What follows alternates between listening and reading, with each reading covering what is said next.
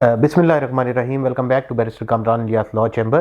तो हम बात कर रहे थे जी इनकम टैक्स ऑर्डिनेंस के हवाले से। तो आज भी हम थोड़ी सी बेसिक्स के ऊपर बात करेंगे और इंशाल्लाह नेक्स्ट टाइम हम इसके ना थोड़े कॉन्सेप्ट्स के ऊपर बात करेंगे, जिस तरह के सैलरी के ऊपर और इस तरह के मुख्तलिफ जो कॉन्सेप्ट्स हैं उनके ऊपर बात करेंगे। तो मेरी यही कोशिश है जी कि जितना मेरे पास नाकिस इल्म है वो आप लोगों तक कन्वे कर दिया जाए।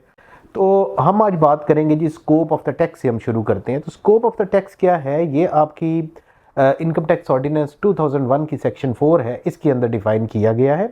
इसके अंदर बात ये हो जाती है कि income tax shall be imposed on taxable income of every person for each tax year as per the applicable tax rates, कि हर बंदा उसके ऊपर इनकम टैक्स लागू होगा according to applicable tax rates, के उसके ऊपर कौन से टैक्स रेट्स एप्लीकेबल होंगे। जिस तरह के मुख्तलिफ स्लैब्स होती हैं ना, उसका तो आपको पता होगा, उन स्लैब्स के अकॉर्डिंगली ही बंदे के ऊपर इनकम टैक्स लागू होता है। और अब हम बात कर लेते हैं, जब हम बात करते हैं एवरी पर्सन की, तो हम ये देख लेते हैं कि पर्सन क्या होता है जी सेक्शन 42 में, और इसके बाद फर्दर सेक्शन 80 भी इसी को डील करती है। पर्सन कौन कौन हो सकते हैं जी? ऑल इंडिविजुअल्स आपके हो सकते हैं, जैसे मैं, आप, ऑल इंडिविजुअल्स आ गए। कंपनी और एसोसिएशन ऑफ पर्सन इनकॉर्पोरेटेड और एस्टेब्लिश्ड इन पाकिस्तान और एल्सवेयर, लेकिन वो पाकिस्तान के अंदर जब काम कर रही है तो उसे हम ट्रीट करेंगे एज अ पर्सन। फिर उसके बाद the federal government, a foreign government, a political sub division of a foreign government और पब्लिक इंटरनेशनल ऑर्गेनाइजेशन। अच्छा, हम बात कर रहे थे जी कंपनी की। तो कंपनी क्या है जी? कंपनी डिफाइन कर दी गई है आपकी कंपनीज एक्ट 2017 में, उसके मुताबिक इसमें सेक्शन 2 के अंदर डिफाइन की गई है स्मॉल कंपनी। फिर उसके बाद इसमें आ जाती है कोऑपरेटिव सोसाइटी, फाइनेंस सोसाइटी और इस तरह की। ये आप अगर section 2 of the companies ordinance देख लेंगे, सॉरी कंपनीज एक्ट 2017 देख लेंगे, तो उसके अंदर ये सारी चीज़ें आपको क्लियर हो जाएंगी। फिर उसके बाद एक और चीज़ आपकी आ जाती है, ये होती है आपकी विदहोल्डिंग टैक्स। विदहोल्डिंग टैक्स क्या होता है? विदहोल्डिंग टैक्स वो वाला टैक्स होता है कि जब आपके बिहाफ पे कोई दूसरा टैक्स पे कर रहा होता है। अब आपके बिहाफ पे मैं टैक्स पे नहीं कर सकता, क्योंकि मैं आपका विदहोल्डिंग एजेंट नहीं हूं। तो इसे डील करता है जी प्रेस्क्राइब्ड पर्सन की सेक्शन है। ये प्रेस्क्राइब्ड पर्सन की सेक्शन है 153 सब सेक्शन 7। उसके अंदर बात आ जाती है कि वो कहते हैं as per section 153 the prescribed person is a withholding agent who is liable to withhold tax on behalf of the government while making any payments and is defined as follow. Prescribed person means the federal government, company, association of person, a non-profit organization, a foreign contractor or consultant। और इस तरह ये अगर आप section 153 sub section 7 देखेंगे तो ये सारी चीज़ें आपको क्लियर हो जाएंगी।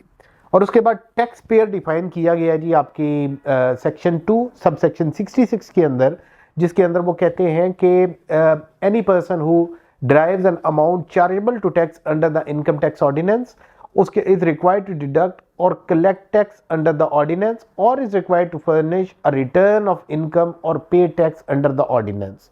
तो ये बड़ी सिंपल सी बात हो गई। उसके बाद टैक्स पेयर अगर हम इसे देखें कि हम इसे डिवाइड करें तो इसके 3 ग्रुप्स हो जाएंगे जी। एक तो इंडिविजुअल हो जाएगा, जिसके अंदर सैलरीड इंडिविजुअल होते हैं, नॉन सैलरीड इंडिविजुअल होते हैं। दूसरा आपका एसोसिएशन ऑफ पर्सन, जैसे कि पार्टनरशिप होगी। फिर उसके बाद कंपनीज आ जाती हैं।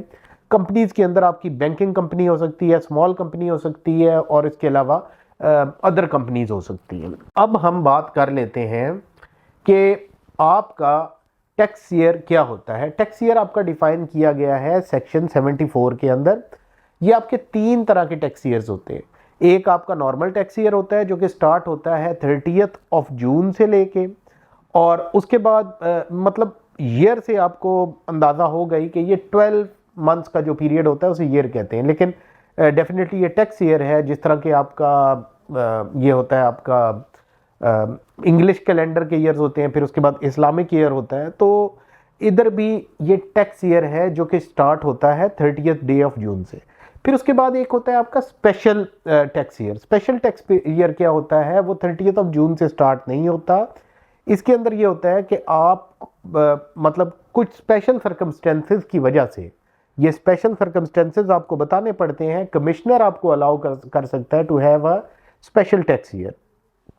जैसे कि एग्जांपल हम ले लेते हैं इसकी शुगर मैन्युफैक्चरिंग कंपनीज की है, इनका स्पेशल टैक्स ईयर क्या अलॉटेड है, 1 अक्टूबर से लेके 30 सितंबर तक।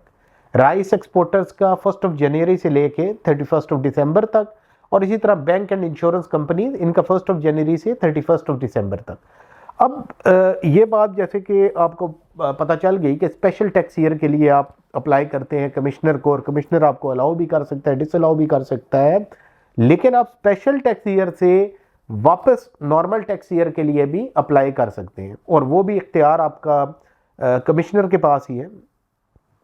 और इसके बाद ट्रांजिशनल टैक्स ईयर कौन सा होता है जी, कि अगर आप स्पेशल टैक्स ईयर से नॉर्मल टैक्स ईयर में गए हैं तो उसमें बीच का जो टाइम पीरियड होगा उसे आप कहेंगे ट्रांजैक्शनल टैक्स पीरियड। और इसी तरह अगर आप नॉर्मल टैक्स ईयर से स्पेशल टैक्स ईयर पे गए हैं तो उसके बीच का जो टाइम पीरियड है उसे ट्रांजिशनल टैक्स पीरियड कह देंगे, ट्रांजिशनल टैक्स ईयर।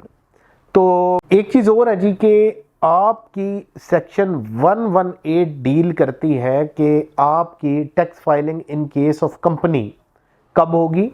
ये होगी year ending between 1st day of January to 30th day of June on or before the 31st day of December next following the end of tax year to which the return relates। कि आपका basically companies के लिए आपका वही time period होता है कि आपने सितंबर में इधर टैक्स फाइल किया जाता है, और आप ये 31 दिसंबर तक ये फाइल करवा सकते हैं, और ये टैक्स आपका जो साल गुजर गया होता है उसका आपने टैक्स पे करना होता है। और in all other cases including individual and AOPs, तो उसके बारे में हम ऑलरेडी डिस्कस कर चुके हैं। अच्छा, आपकी टैक्स रिजीम्स होती हैं, आपने नाम सुना होगा एनटीआर का, एफटीआर का। एनटीआर होती है आपकी नॉर्मल टैक्स रिजीम, जिसके अंदर होता ये है कि जैसे कि हमने पहले भी इसके ऊपर डिस्कशन की है कि आपकी हेड्स ऑफ इनकम होते हैं, उन हेड्स ऑफ इनकम के अंदर जो आपकी इनकम आ रही होती है वो आपकी नॉर्मल टैक्स रिजीम में होती है। लेकिन जब हम बात करते हैं आपकी फाइनल टैक्स रिजीम और प्रेजेंटिव टैक्स की, तो ये आपके उन हेड्स ऑफ इनकम में नहीं आ रही होती। इसके अंदर होता ये है कि फॉर एग्जांपल आपकी जिस तरह के कोई आपने मशीनरी इंपोर्ट करवा ली है, तो उसके ऊपर आपका टैक्स ऑलरेडी उधर से कट जाएगा जब वो आप इंपोर्ट करवाएंगे, और वो फिर आगे आपको दोबारा से उसका टैक्स पे करने की ज़रूरत नहीं है। तो ये हमने बेसिक कॉन्सेप्ट्स अब इनकम टैक्स के हमने समझ लिए हुए हैं। अब इंशाल्लाह नेक्स्ट टाइम से हम ज़रा थोड़ा सा स्पेशलाइज्ड वर्क की तरफ जाएंगे, और कोशिश ये करेंगे कि थोड़ा सा आपको वर्किंग करके भी दिखाई जाए। तो thank you very much for being with me ji. अस्सलाम वालेकुम।